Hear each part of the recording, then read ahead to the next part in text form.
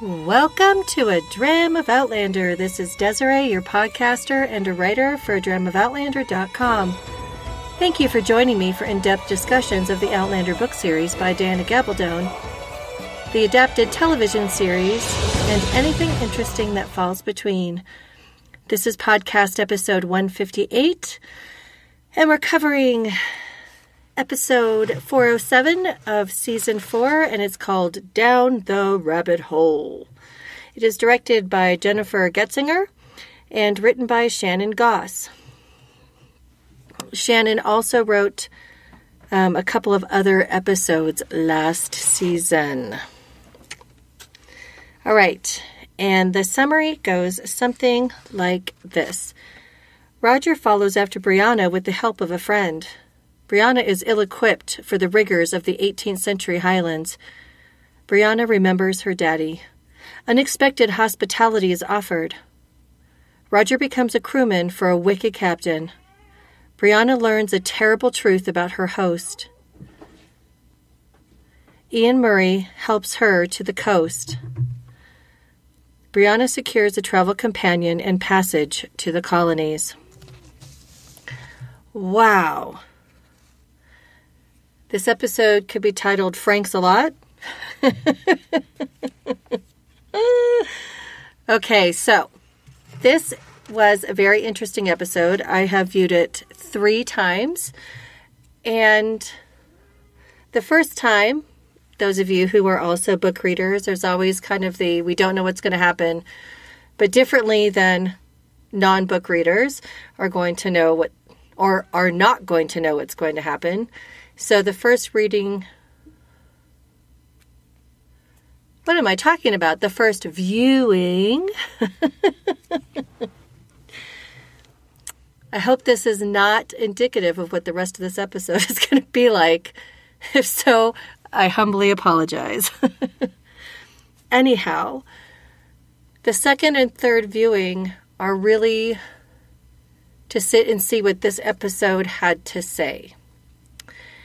And that's for me to pack away expectations and to really watch it for what it is and to try and figure out what the writers may have been doing, what the point of some of this was, and how it might affect the characters in the future.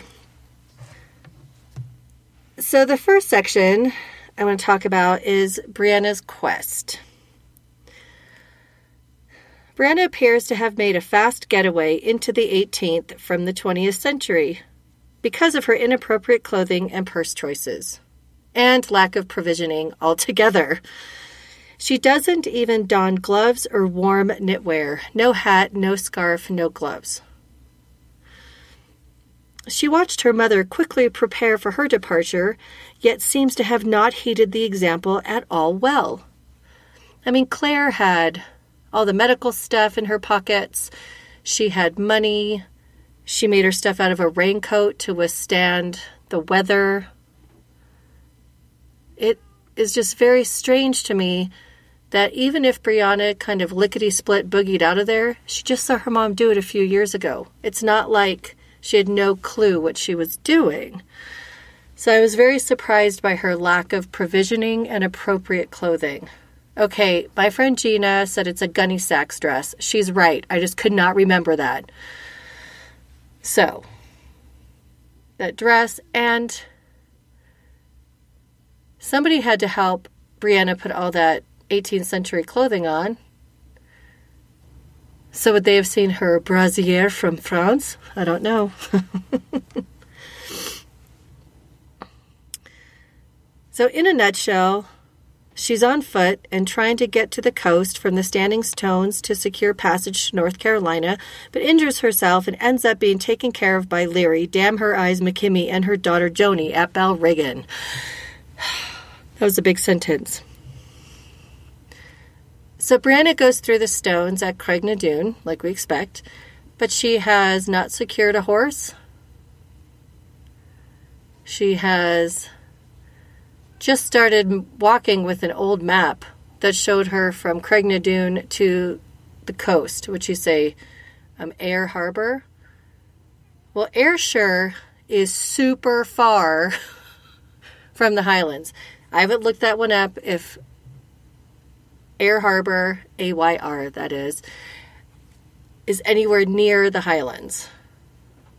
Because Scotland has the Scottish miles and it takes a lot longer to get anywhere. And if there's no transpo or even decent transpo like a horse, yeah, not going to happen. It's going to take her weeks to get anywhere if she survives with like her little tiny like hippie purse and that doesn't even have like a closure on it and one sandwich. So that kind of struck me as a little bit awkward, but she ends up at Balriggan because when she injured herself, right, she was walking and walking and walking until she sits down and passes out.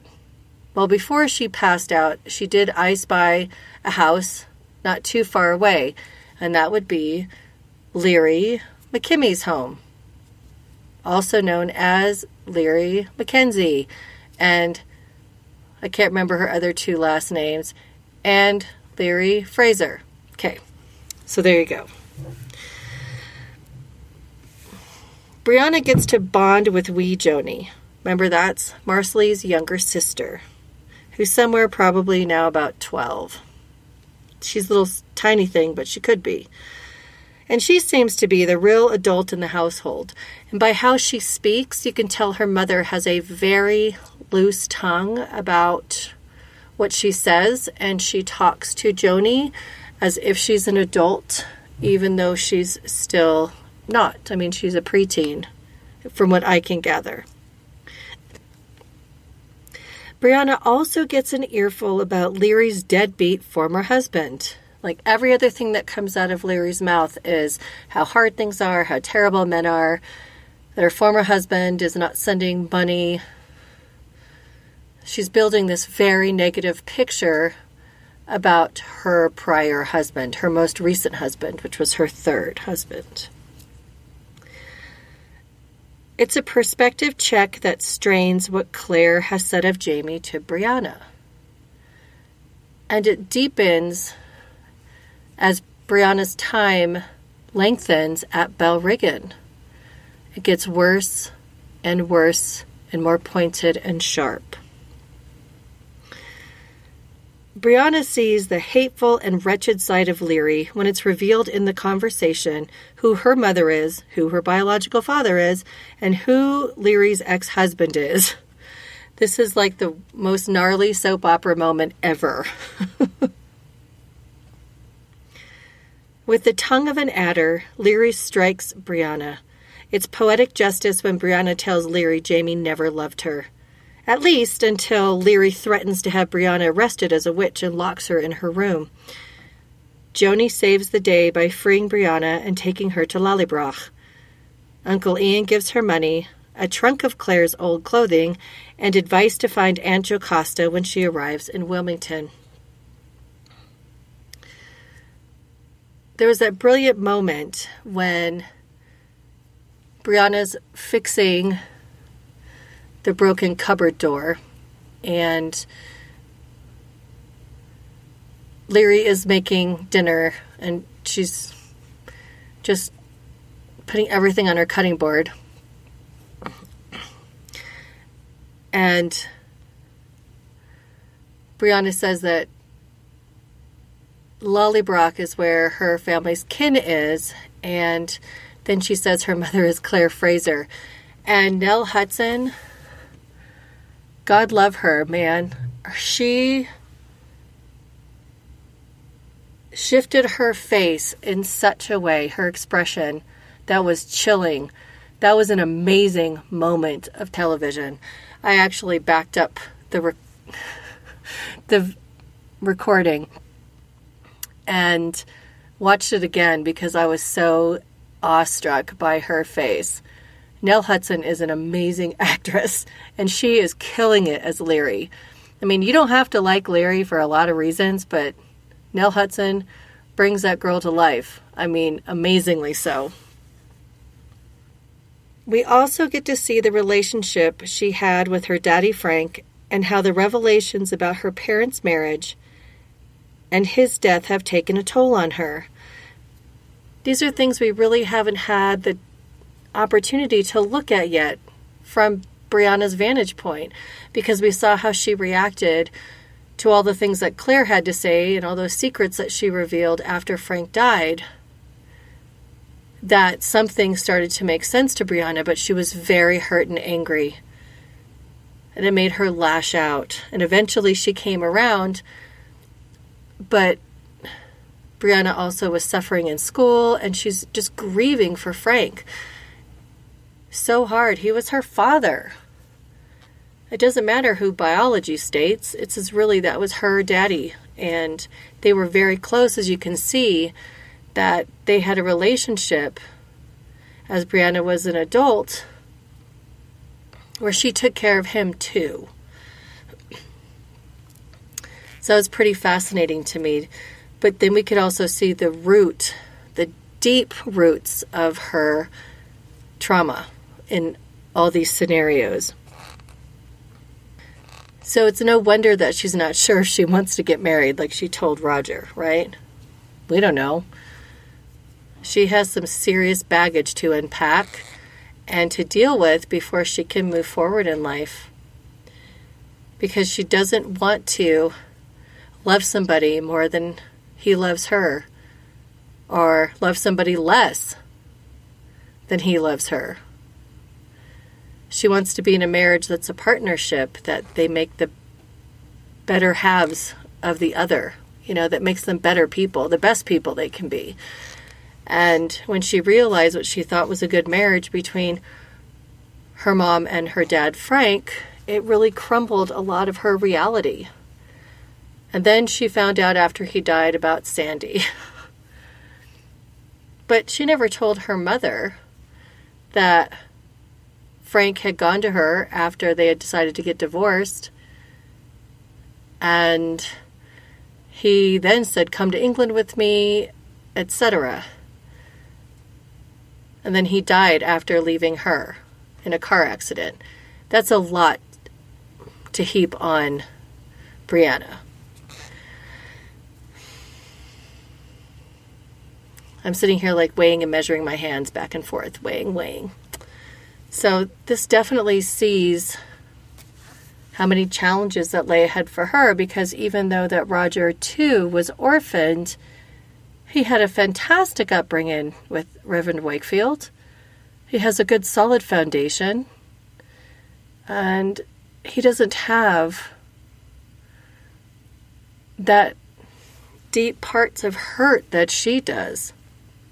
I mean, heck, her mom left and essentially died by returning to the 18th century to be with Jamie Fraser. And now she's risking life and limb to go spare them from the house fire that she believes is going to happen, that she can change history. So she's still doing the things that she thinks are important. But I predict that there's going to be some stumbles along the way, especially now that Leary has kind of planted those seeds of doubt about what Jamie might feel for her, and that her mother may have been wrong about who this man was and is. This was probably the best episode for Sophie Skelton as Brianna.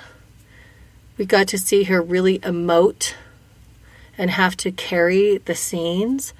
Because in the past she has been a little bit flat. There's been sparks here and there. She's a very mild version of Brianna. I don't see her as having that kind of Viking presence that, say, the Mackenzies have. That presence of force. But at least we got to see her really responding and taking control of a situation and battling with someone like she battled with Leary. Like, we saw her argue with Claire, but that was more of like angsty teenage, grieving, cumulative things, right? We saw her get mad at Frank, but it was different. Like, at this, she really kind of owned it and became a presence in the room. But she's still not a big character. To me, she's not. What do you think about that? at any point you want to leave a message, it's contact@adramaofoutlander.com or leave a voicemail at 719-425-9444. Because I do want your feedback, and I have some listener feedback at the end of this episode. So the next section is, what the Frank? Yep. What the Frank? I, gushy heart, love Tobias Menzies so much.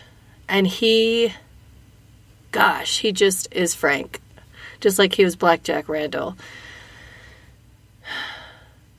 Astonishing. And I loved the flashbacks and really integrating him as her father and not seeing him as Claire's other, right? Loved that very much. So Frank returns in flashback, highlighting the strain of his and Claire's relationship, his closeness to Brianna, and the last time she saw him before he died. We see a side of Frank that has gone largely unexplored in the series. His fatherhood. And we haven't seen anything about his relationship with Reverend Wakefield since Claire went into labor and he wrote that letter. And her waters broke.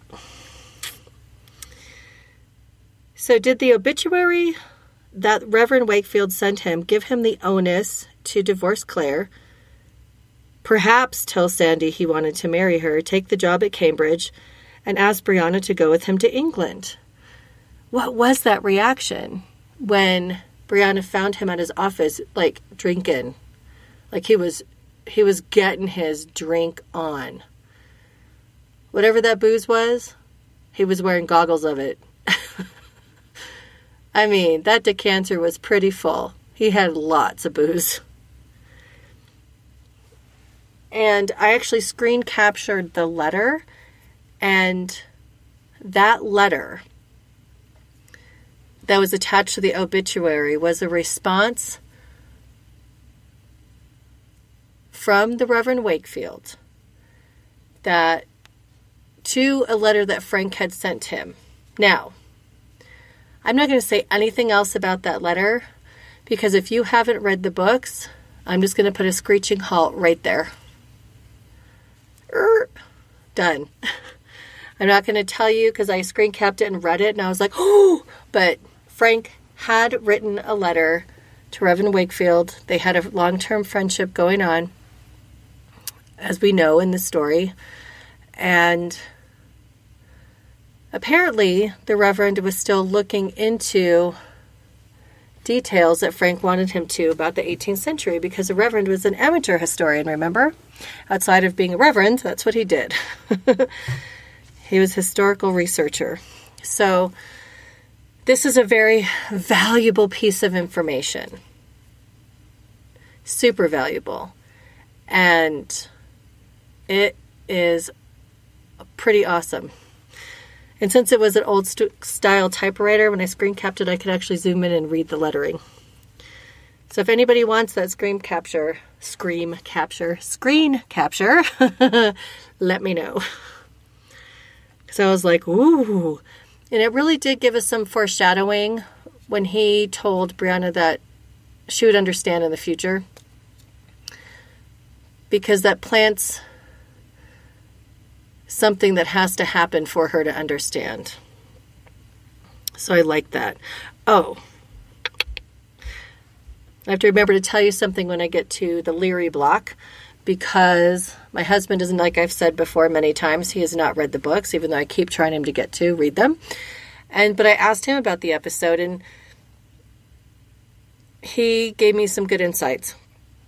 He really liked seeing Frank and how they interacted. And, Stephen Bonnet and Roger. It was good. He had really positive feedback about the episode. I find myself angry that Frank spilled the divorce beans to Brianna after his last fight with Claire. What a hellish last conversation to leave her with before he dies.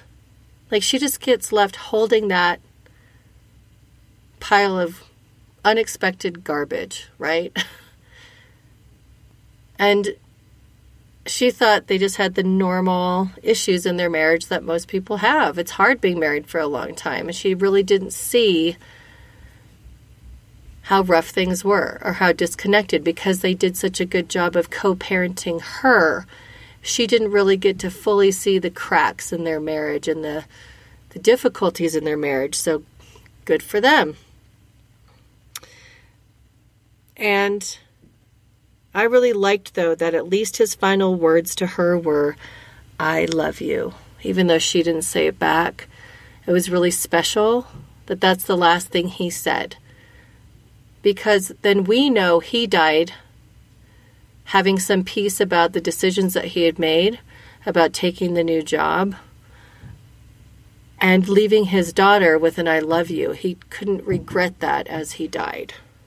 Now, we don't know if he had any regrets about Claire, but we know that he could pass on knowing that he left his daughter with that, which I think is super special and important.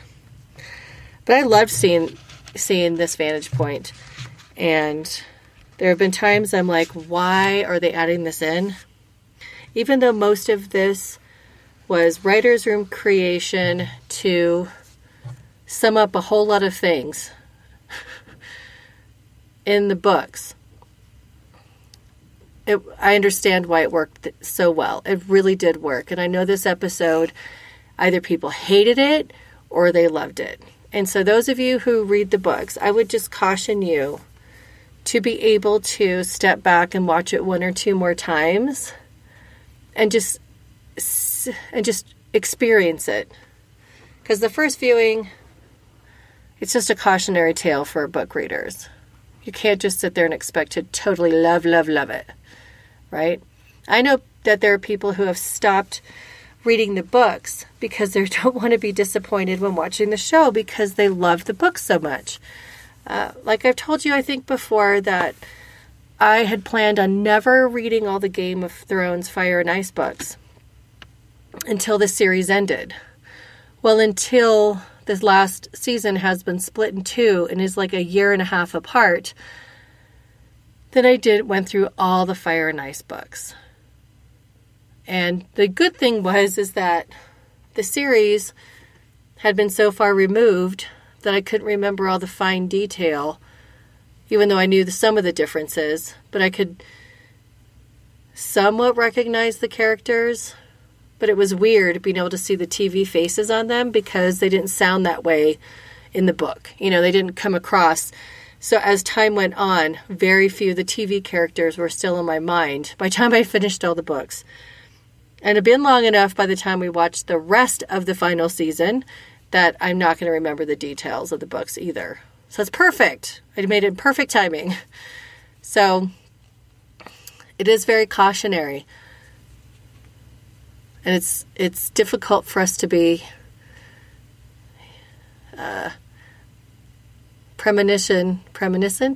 omniscient. No, what word am I looking for? To know the future without knowing the actual future.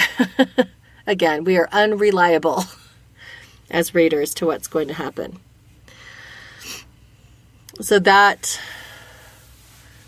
was interesting because there have been episodes that I've watched a couple of times and they just got worse with every rewatch. But not this one. This one I ended up really feeling strongly good about it when it was over. So what about Roger's journey? Now they did this timey-wimey thing to make it look like he may have been ahead of her, but she was ahead of him by weeks.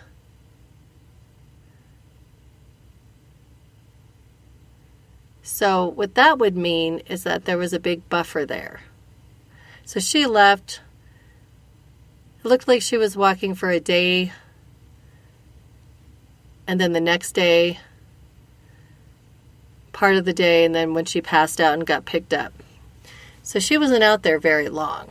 And then she was at Leary's house for a few days, right? Something like that. And then she left. She wasn't at Ian's for more than that day, he basically said, Jenny wouldn't want me to keep you off the ship. Better get going. She didn't want you to be with your parents. She was helping with the delivery of a grandbaby. So Ian just whisked her on out of there. That is one thing I want to step back and say, that I felt that some of the scenes were a bit truncated in editing, like there's more to them. The fight scene between Laoghaire and Brianna, I felt like kind of took a turn and there's more to it before she locked her in the room. And when we walk into Lollybrock after Joanie drops Brianna off, that cut to the next part of that scene is they're mid-conversation. And Ian says, oh, you don't have to prove it to me. You have her eyes. She doesn't have Claire's eyes, so it must be Ellen's eyes. So there's a portrait of her grandmother, Ellen, Jamie and Jenny's mother, in the hallway.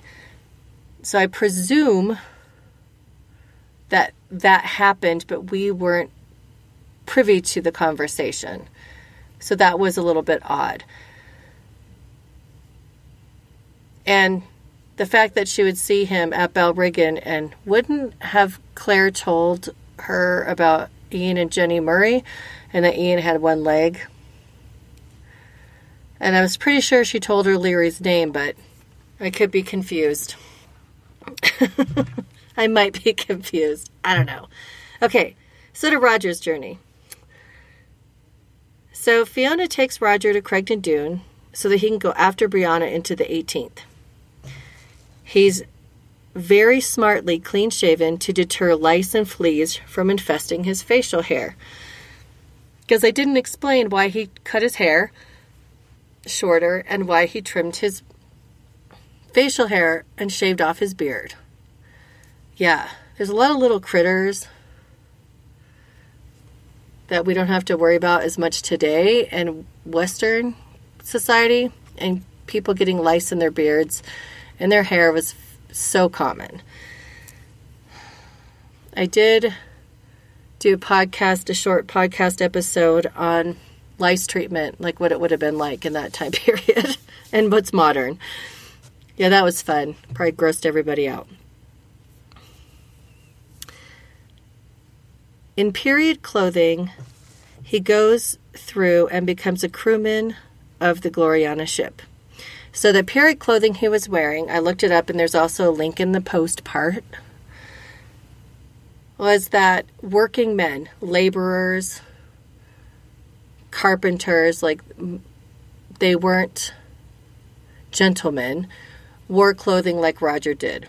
Yes, he looked a little frumpy. He was supposed to look like he was a working man. Fortunately, his hands gave him away. But he could not afford to wait for, if he was doing any kind of administrative work, the amount of time it would take to get passage saved up. I loved the scene between him and Fiona, and when they hugged, and I think in his hand, he said he had a gemstone, but from what it looked like to me, I couldn't get a clear enough view of what his hand was doing. But I'm wondering if it's the engagement ring that he bought for Brianna, or if it's something else. I'm not sure. It was not made clear. So the ship that Roger ends up on is captained by none other than the malevolent Stephen Bonnet, who apparently has pirated his way into his own ship. And they, right away, they're sort of at odds. Like from the moment they meet, when Roger tries to secure passage, and he's turned away, and then he's told there's no room for a crewman, but then Roger's like, I need to be on this ship. I need to find my lassie. He's got to find his woman. So he gets his way onto the ship, but it's a heads or tails proposition by Bonnet. Well, it's heads. Roger gets to be the part of the crew, and they're going to a different port than Roger's expecting to go to. All right. Because he's supposed to be going on to Philadelphia. Stephen Bonnet is after. So they're not getting along totally at this point. And Roger just does his thing, becomes a crewman. And he shows his grit by vehemently decrying Bonnet's actions in front of the passengers and the crew. Suffice it to say, throwing an ill child out the window is not something Roger can tolerate. That was a horrifying scene. It chills me to the bone. When he picked up that child, forcibly picked her up from her mother, stands her in the window and pushes her out. And then the mother climbs up into the window and jumps out after her child into the ocean. And then when Roger climbed in the window, I swear I thought that Bonnet was going to push him out. And then that'd be the end of Roger. Anyway, so that couldn't happen. But for a moment, I was like, oh my gosh, what if he pushes Roger out? But Roger was yelling at him, and Bonnet just sort of took it like, I'm the captain. That kid had no value, and we can't have sickness on this ship. And then ordered his crewmen to go find anybody who had a rash and bring that person, no matter if they were young or old, and he would dispense of them. He would throw them overboard to die. God, he's very mercenary. Now, yes, one could say you can't have ill people on a boat when illness can spread and they're going to be at sea for anywhere from 6 to 12 weeks, depending on the weather, depending on the port they were going into. So they're on there for a couple of months minimum in general. So, yeah, that makes sense. They don't have a lot of room to quarantine people because he not only has passengers, he has cargo that he's going to have to unload and get to where it needs to be. Roger then takes it a step further and hides a mother and her baby, Morag Mackenzie and Jemmy, when the baby has a teething rash. Roger is a man of principles and does what's right even if it could cost him. Does he sound sort of like someone else?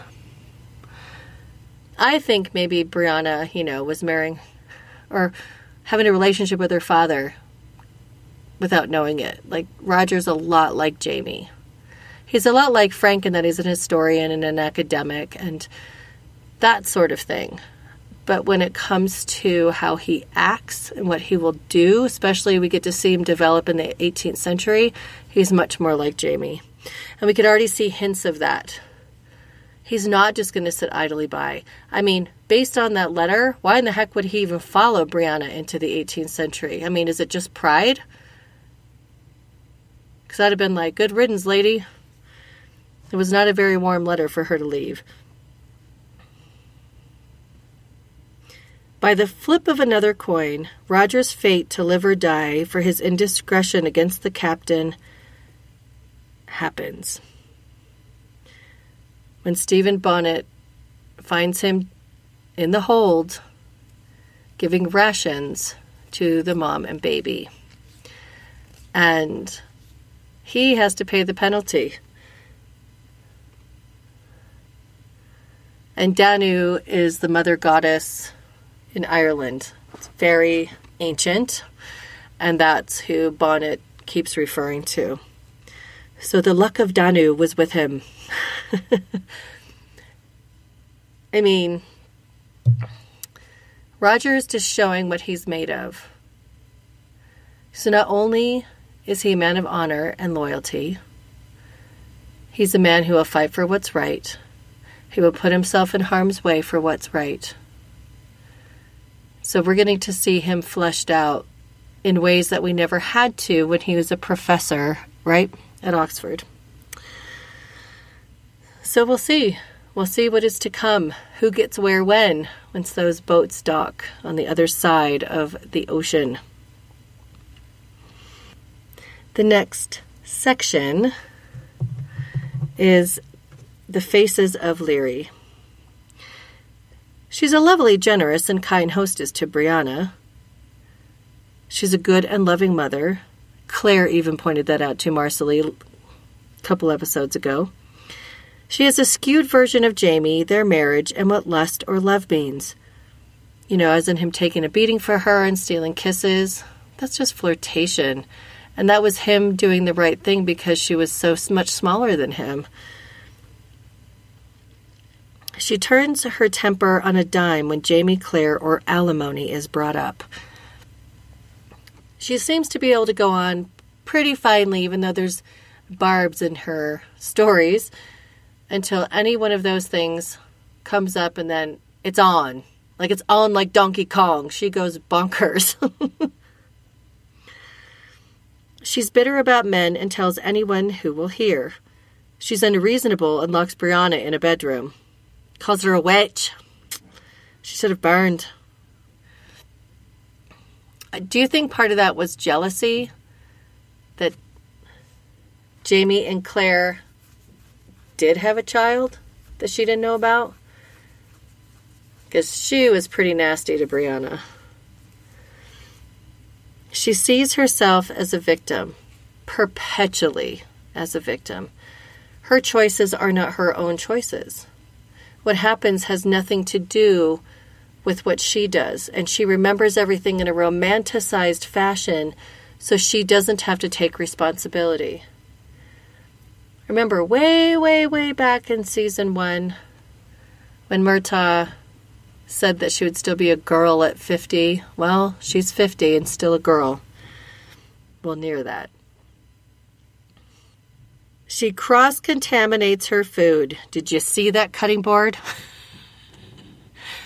That was my 21st century knowledge going, she's put other things on that board. I'm making a funny face right now. She has an axe to grind with Claire and Jamie and passively, aggressively grinds it into Brianna.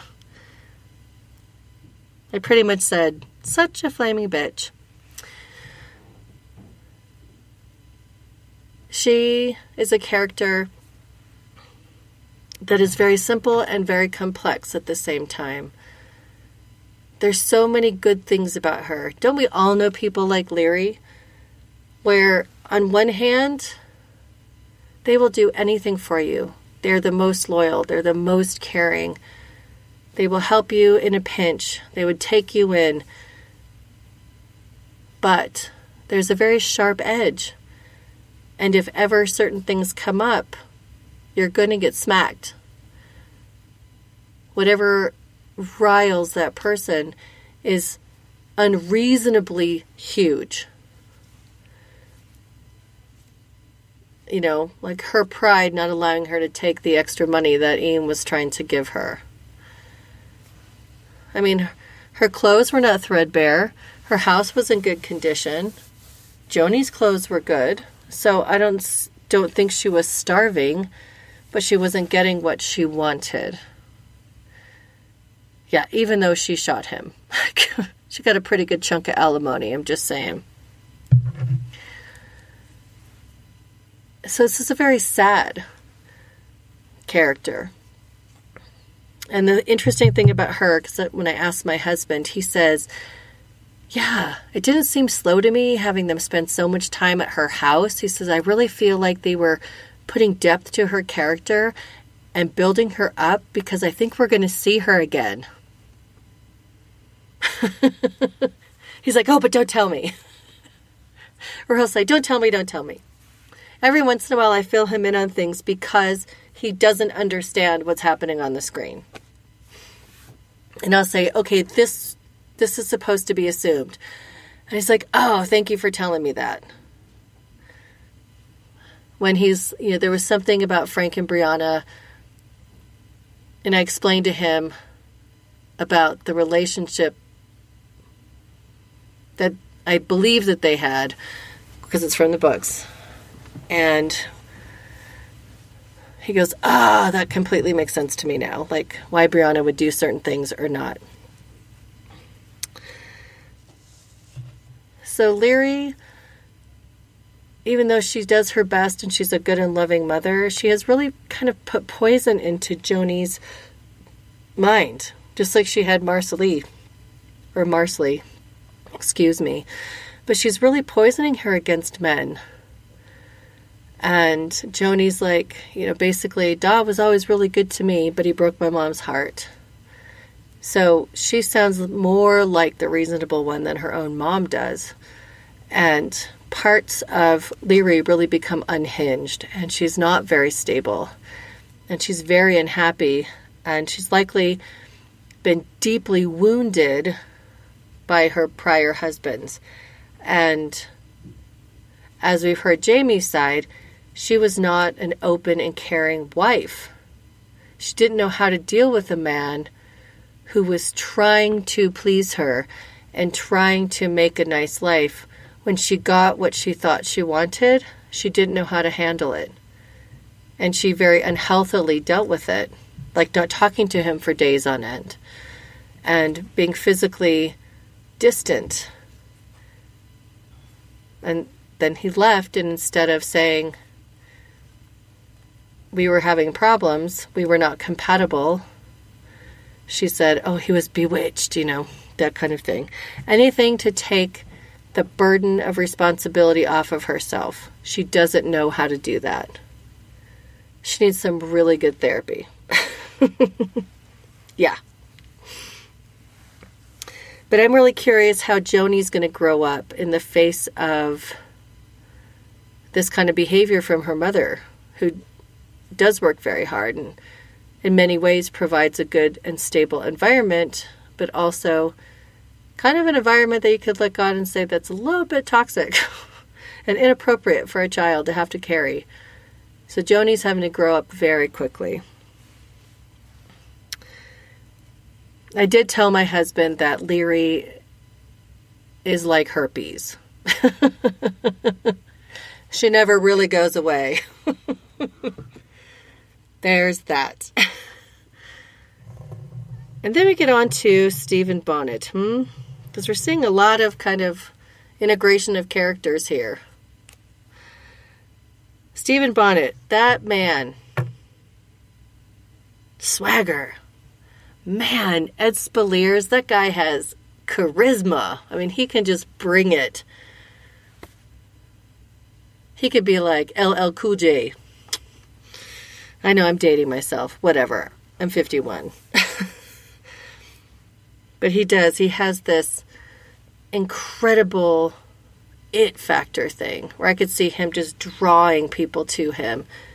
Even though he doesn't necessarily feel safe, not one bit, with that crocodile smile that he has. The humor. He's got that sarcastically edged, sharp humor that he puts into things, so you're not quite sure if he's that bad. Yes, he's that bad. He's such an excellent villain. So good. The danger. Everything about him just reeks of danger. Every part of him. How he stands, the faces he makes. His body language. How he says things. Everything about him says, I'm in charge. I'm in control. And your life is in my hands. I mean, he threw a child overboard for goodness sake. Didn't care. It wasn't even like he was just trying to believe that he cared. He was like, for the sake of my ship, that child had no value, and a sick child has even less. Just let that sink in. And did you notice the ring on his pinky? Claire's ring that he stole? We saw it several times. I was like, oh. I'm kind of surprised that Roger didn't notice it. I mean, maybe he just didn't notice it on Claire's hands, but he spent enough time with her that you think he would have noticed that ring. Because even though it wasn't expensive, it was unusual, and I could see remarking on it. And Danu, his goddess that he looks to. There's a link for Danu in there as well. Basically, she's considered the mother goddess because of her being a symbol of fertility and farming and life itself and birth and rebirth and growth. So, it's a pretty fascinating read about Irish gods. So what truths did we kind of see here, as told by the TV show? Frank loved Claire more than she loved him. Yep, when she came back, pregnant with Brianna, he loved her more than she loved him or could love him. And I think he always loved her. I don't think he really loved Sandy. I think Sandy was a person that loved him more than he loved her. But he got to know what that feeling was like, and he loved her, maybe. But I don't think it was he loved her. He never stopped loving Claire. Even though he really had to force himself to separate from her when he got that letter with the obit from the Reverend. I think that was a huge catalyst in TV show Frank's reality, and why at that point did he fight with Claire and say he wanted a divorce? Why did he take that job in Cambridge? Why did he say he wanted to take Brianna with him? Did he want to make sure Claire would go back? Did he want to clear the way? Was he angry that he had proof that she left him at some point and went back? Little did he know that his own actions and his death would lead her down that own rabbit hole of her own. It's fascinating. So this is really setting Frank up to be a hero in the story. Well, I think Frank is a hero in the story anyway, for lots of reasons. But it's really shoring up TV Frank to be the hero. And Brianna told him he was her hero. So he's really the catalyst for Claire going back. And she may have been his catalyst, getting that piece of paper, for Frank deciding to set her free.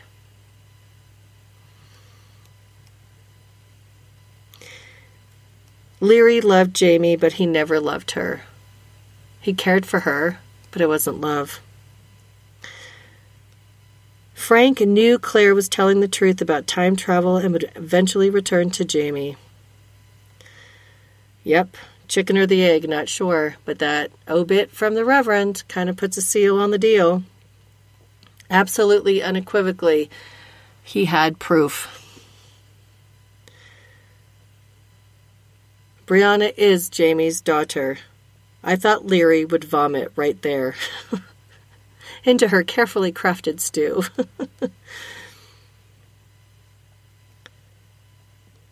Maybe, truth, Frank wasn't going to ask Sandy to marry him. After all, he did say to Brianna, "Come with me," when he told her about the divorce and getting a job at Cambridge. There was no mention to her of Sandy. Was he going to wait and break it to her at the commemorative ceremony for Frank after he died? That's when Brianna found out about Sandy. But she was really surprised because Frank didn't bring it up to her. She had no idea. No idea whatsoever about Sandy. So it crushed her world a little bit. But is that a truth? Did Frank really have no intention? Because it doesn't seem like he said anything to Sandy based on that interaction at that ceremony. And the callbacks.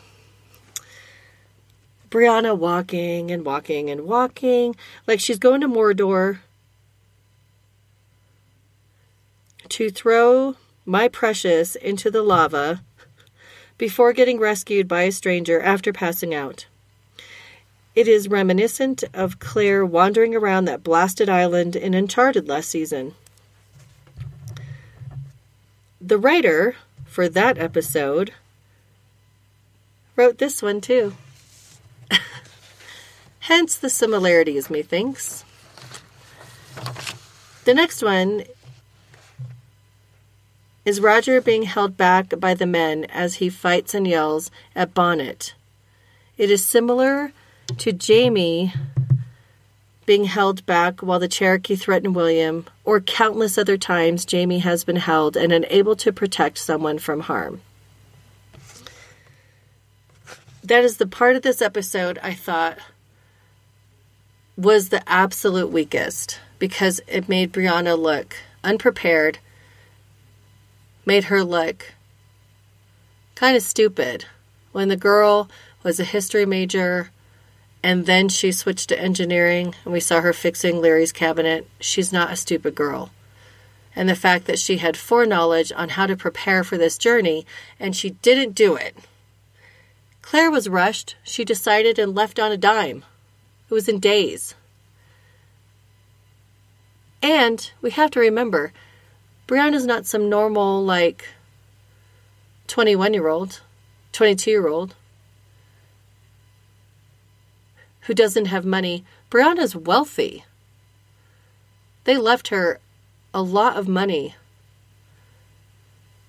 and property in Boston. So it's not as like she isn't well off and couldn't have gone shopping for this stuff and paid good money for it. She had good money for it. It just seems like she made this rash decision, didn't think it through at all on what she was doing, and left with the single-mindedness of going through the stones. Well, when Claire went through the first time, it was an accident. Of course she was not prepared. But Brianna had no excuse. So if they had had this kind of calling back to Claire on the island, and Brianna going through the stones and having something happen to where she lost her stuff, like Claire did in the very first episode, the very first time she went through, her watch flew off and her belt flew off and she ended up in no shoes. So all her modernity basically was stripped away from her as she stumbled through the process, right? So if Brianna would have had a situation where she would have lost items that she had prepared, I could see that. That could make a little more sense to me. But that was the true weakness in this episode, was that wandering. Why did anybody think that was a good idea to do it again with so little dialogue? That part felt so long. It wasn't long, but it felt long. And especially after Claire and Jamie got separated during that lightning storm, and then they were both wandering around. Do we need to see more wandering? No, we do not need to see more wandering. I know this is all in the can and it doesn't matter, but God, right? Brianna is smarter than that.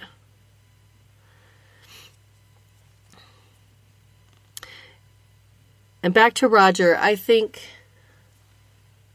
calling back to something that happens to Jamie really gives a good underpinning to Roger. It gives a foundation to Roger because we're able to see him as a man, I don't know what else to say. We get to see him as a protector. We get to see him stand up, and he doesn't shirk away, knowing completely that Bonnet has his life in his hand. And at any time, he could just have them pitch Roger overboard in the middle of the freaking ocean, okay? So this is showing who Roger really is, outside of him being an academic and a brain, just being a brainy man. And then we get to Brianna's flashbacks of memories that remind her of what is going on in her current situation, such as the argument between Leary and Ian reminded her of an argument between her mom and Frank when she was going to bed, and they were arguing about Claire's graduation night when she became a doctor. And Frank had Sandy come to the door, and it embarrassed her. But that type of argument brought things up for Brianna. So this whole thing is very emotional for her. And it's affecting her greatly. So a couple of the shout outs for book readers was the case of the missing peanut butter and jelly sandwich is solved. Brianna wrapped it in paper and took it with her in her little hippie bag that didn't have a closure. Somehow it survived that fall down the hill. And as somebody who likes something orderly, when that sandwich was cut from side to side instead of in the center from top to bottom or diagonally, I almost lost it. As an engineer, she probably wouldn't have cut her sandwich that way because it would not have been equal. It would have been weird. I wouldn't even have wanted to eat it. Cut like that. We also meet Morag and baby Jemmy on the ship, and Joseph and Lizzie Weems at the dock. Because Brianna ends up taking a companion with her when a father approaches her. Now, mind you, Brianna's wearing that fur-lined coat of Claire's, which is magical clothing stuff, because Sophie's very small. I mean, she's 5'8", but she's very trim. But Claire's like... Katrina is like 5'10" and very thin. So I wonder if they had to make a new coat. Because I don't know. Just like Marcelly's clothing fitting Sophie. Because Marcelly's tiny. I love the magical clothing. It's so amazing. I want magical clothing that no matter what I put on just fits me. That would be awesome.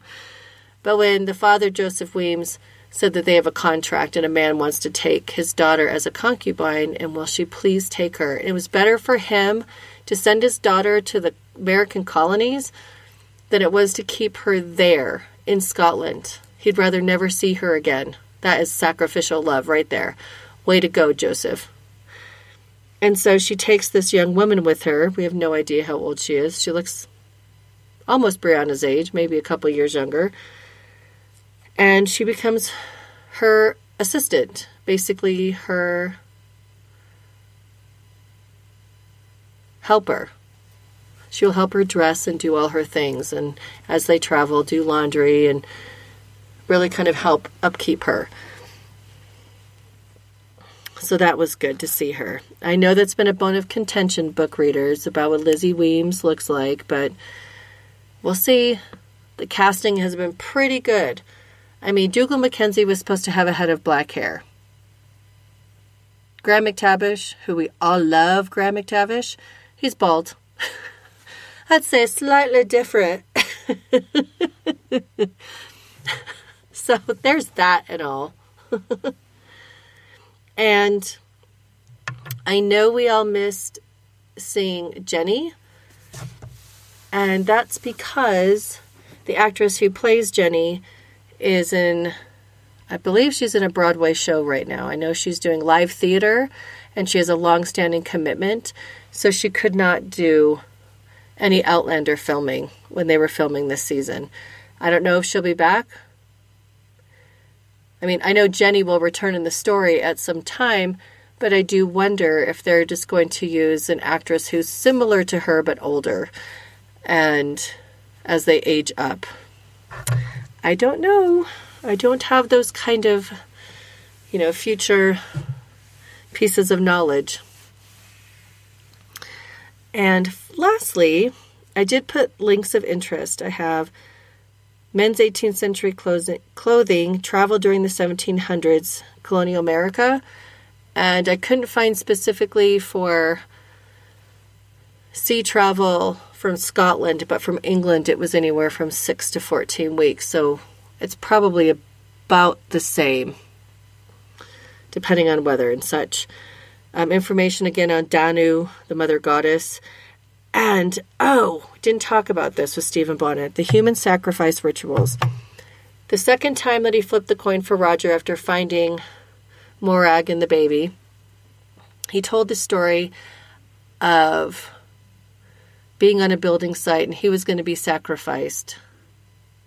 But instead the other young boy was. That really happened.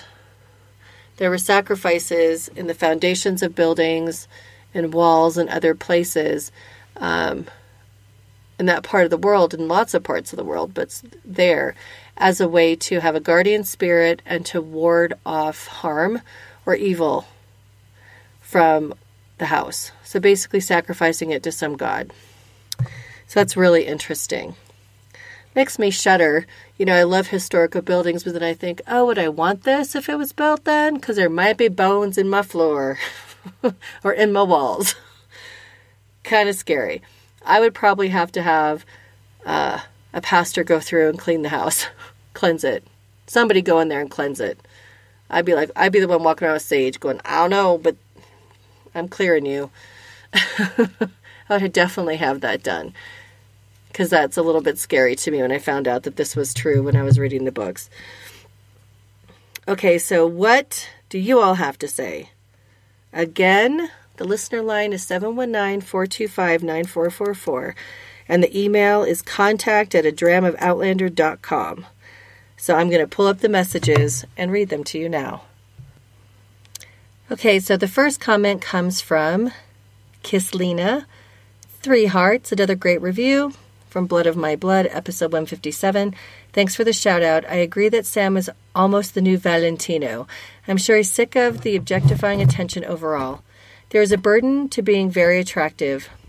I was an attractive young woman and constantly reminded of it.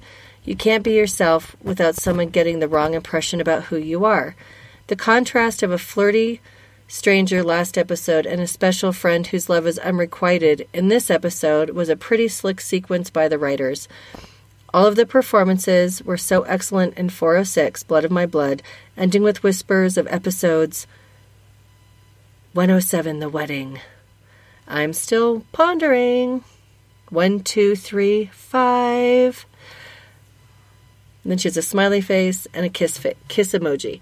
So, apparently that part in the tub was completely ad-libbed by Katrina and Sam. So she just miscounted. It was by accident, and it was so cute and endearing. They just left it in. Thank you for the comment. Okay, the next one. Oh.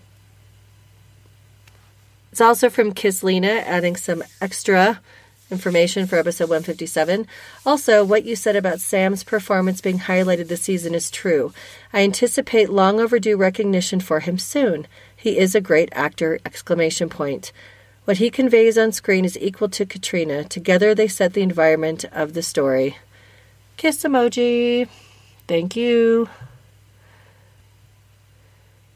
Okay, and this was from Beth Eli for Blood of My Blood, episode 157. Your insight is always eye-opening. Well done. I think the problem with having Murtaugh is simple. He isn't supposed to be there. As I've said before, non-book readers, he's a ghost to us book readers, and so it's challenging.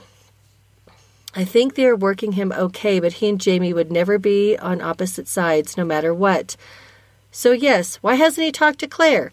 I am tired of their attitude towards the Indians being by this point because they have made friends with them, like them being worried or fearful of the Indians. Well, they haven't made friends with all of them, and they did cross the boundary line, so there would be definite problems. Even if he knew the Cherokee that he ran into, there still could be problems because it's very disrespectful. She thinks that Lord John is gorgeous, but the conversation between him and Claire should have more tension and jealousy than it did. I think they played it very subtly, and they danced around each other.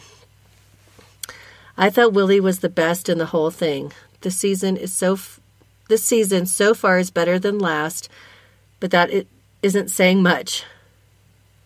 I just don't think they can do justice to books anymore. It can be difficult, Beth. I know. That's why there has to be multiple viewings so you can immerse yourself in the series and gently let go of the books as much as you can and those expectations. Some of it is really unnerving, though, especially if what they're doing on screen doesn't feel like it's working, regardless of what's in the books. That's my barometer for the TV show. If it's not working in this context of the TV show, then I bring it up. Like the wandering by Brianna. Like it just, I understand why they did it, but again, it's that neon sign saying, hey, look over here. Hey, we're calling back to something from last season. Yeah, let's try for some more subtlety or something, right? And then I have a note from Anita. I have the same uneasiness about Murtagh. I cannot believe they would bring him back only to have him killed off. Well, we don't know if he's going to get killed off, but he might. Time has definitely changed his relationship with Jamie, and fortunately, life is like that. I hope things can be resolved. I would love for him to meet Jocasta. Would he see the resemblance to Ellen that Jamie saw? I don't know. Thank you, Anita. That's a good question. I have a note from, I'm going to say it wrong again. Russia.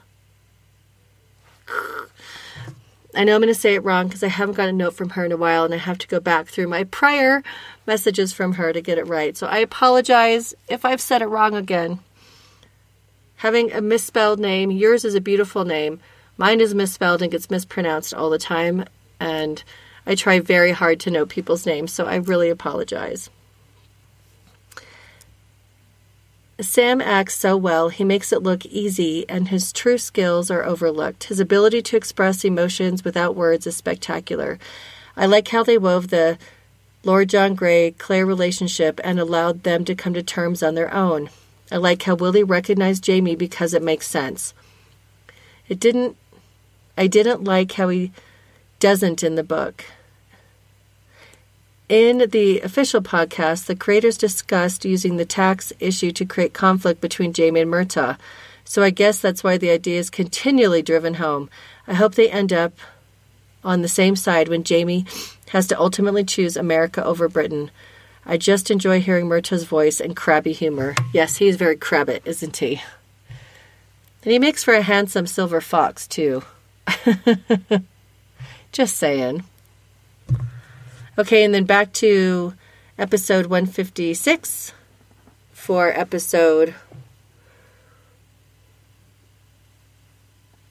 It's the episode I don't like the title of, so I called it Superstitions and Savagery. Liking Bree is a struggle. Sigh. One episode I like her and want to root for her, then she makes me want to wish her off the show. LOL, there's no middle ground. I agree. There's nothing in that letter to encourage Roger to go after her. I tried to defend her in an earlier podcast, and now I'm officially team no, not Bree. I know. She's hot and cold. And she's been acting for quite some time. I mean, I saw her in a show that I was binging. That was an English show that she was on like 6 years ago. So she's not new to the game. Show Bree is bringing to life everything I did not like about book Bree. I honestly cannot understand why Roger loves her and goes to the extremes for her. They are so not Claire and Jamie, and it's hard to watch. If they are supposed to be the new kids on the block, then they're going to have to change. But I don't see how, since Bree is just as difficult in the book. I skipped the parts in the books, and I was hoping seeing them on TV would be better. I really did not like Bree for a long time in the books. I didn't understand her until I stepped back and started seeing her through the eyes of a child who was brought up an only child, right? There wasn't a lot of no's there, would there be? She would have mostly adult conversations. In her household, she interacted with her parents a lot and other adults. I mean, her dad was faculty and her mom ended up being a doctor. It's not like they kind of had usual people over for dinner, right? So when you look at that as her personality trait, right? She could be a little bit bratty and see the world through, well, I'm the most important person in the room. It could be very egotistical. And the other thing that I had to start looking at Bree through, and we actually saw it in this episode tonight, is the fact that she does have trauma from her childhood. Like, she thought her parents' marriage was decent and fine and normal, but then it started unraveling. And now she's thinking about things in the past that she remembers that show her the imperfections in Frank and Claire's marriage. You know, and then she comes to find out that her father loved her mother far more than she could love him. She couldn't love him. Jamie had her heart and soul. So looking at Brianna through the further damage of Frank telling her about the divorce and wanting her to come and saying, Claire's not his family, she's his family, and let's go to England. That was really hard because it caught her completely off guard because she hadn't seen the cracks, because she didn't have to. They did such a good job co-parenting, like I said before, that she didn't see them. She didn't recognize what was in front of her, because why should she? She felt secure and loved and safe, just like she was supposed to. And then for that big old, like, kind of flaming turd to be left in her lap when Frank goes and dies after leaving her, she has that guilt of what if I would have said yes? What if we would have gone out together? What if I wouldn't have gone out of that car? Could you still be alive? And then her mom leaves her. I mean, they came to terms about it, but her mom left her. As if, you know, that was the hardest part for Claire. Can I leave my child behind, even though she's a grown adult? Even though she's cared for, even though she's financially secure? Right? So there's a lot of entanglement and emotional mess for Brianna. And when I started looking at her through that lens and seeing some of Claire's behavior in her, where she can be rash and she can just say stuff that comes to mind without even thinking about it, thinking about the consequences of it, right? Then, you know, she's a lot like Claire. And Claire was brought up in an adult world as well. And just like Claire, Brianna can put up a wall. It takes a lot for her to show vulnerability and to show emotion and to connect. And I think she can do that to Roger. Roger sees the parts of her that she doesn't easily reveal. And that's why he could fall in love with her and want her. But he's on the other side of maturity, being many years older than her.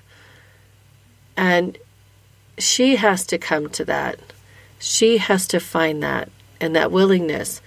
And so, yes, Brianna is very hard to take.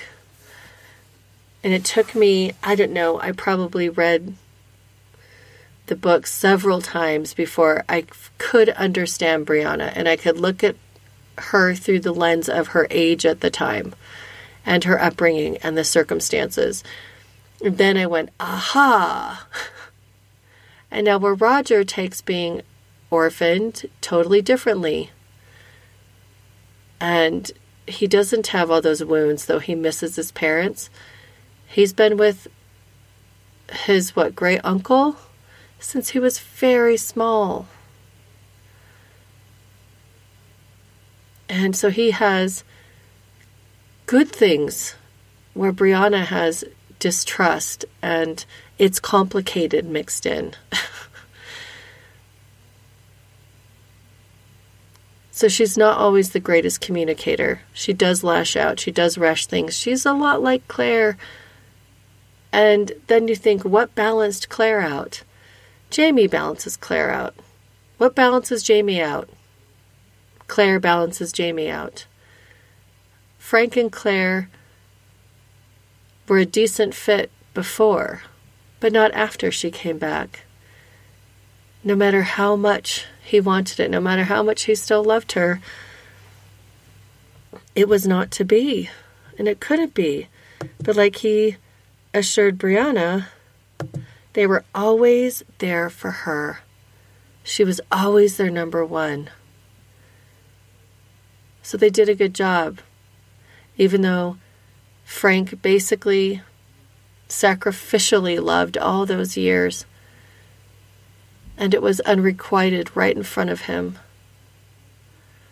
I like that they actually showed us Claire's side of it, Frank's side of it, and through Brianna's eyes. That was pretty brilliant in the last couple of episodes to tie it up like that. There's a certainty to it. Like, we know it's real. That's what happened. So I just ask that you bear with Brianna. Like I said earlier, Sophie is not a big presence on screen. She doesn't command it like David commands it in Lord John Grey. Jamie can command it. Sam can command it. Kat can command it. Heck, even young Ian, he can command that screen like nothing else. So there's some pretty big personalities on this show. And as we saw with Roger, I mean, Rick can command it. And he really did fill the screen against the compelling Ed Spaliers. That's a big deal. To be able to see them working off of each other and, Roger not flinching and just pushing in further, even though he should be backing away. He should be shirking from Stephen Bonnet. He's not going to. So there's some pretty magnificent actors. And again, I just loved seeing Tobias. He's just thrilling to see on screen. He can be so minimalistic, and then just the way he uses his facial expressions. Like Nell Hudson could do that too. But the way he can just create an experience from what he's doing with his face. How he sets his jaw or just moves his lip. It's just beautiful and brilliant. And it didn't waste screen time to give us that background and to fill out that background. I really appreciated it. I'm all warm and fuzzy thinking about it. So what do you guys think? I've now babbled on for well over an hour.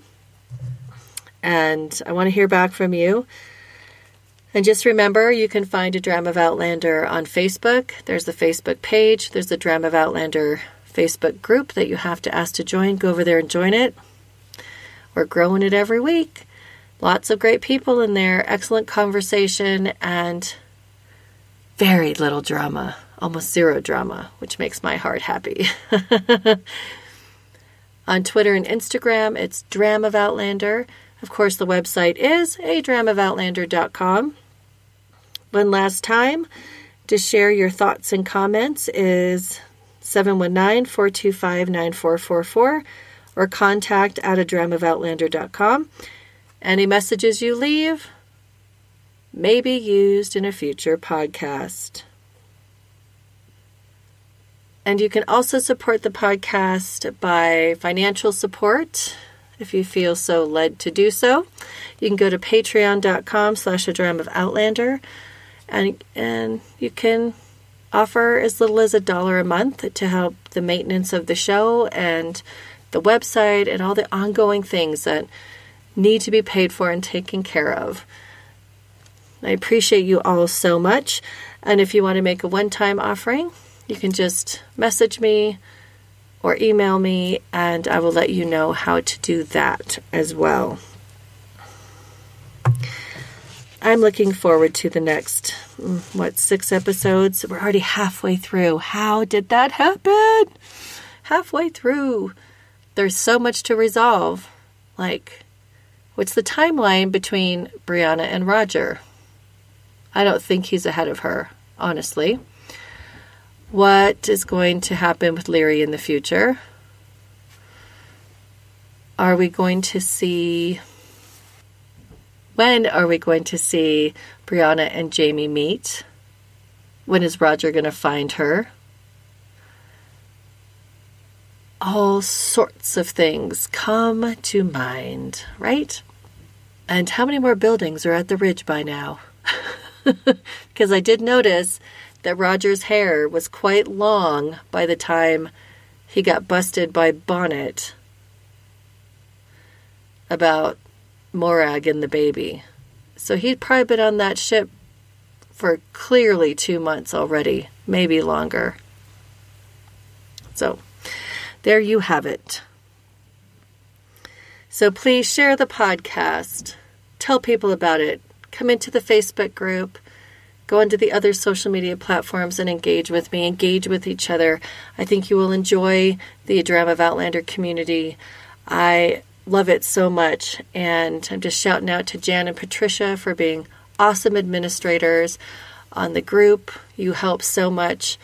And I just thank you all for listening and sticking with it. I can't believe, we're on this episode 158.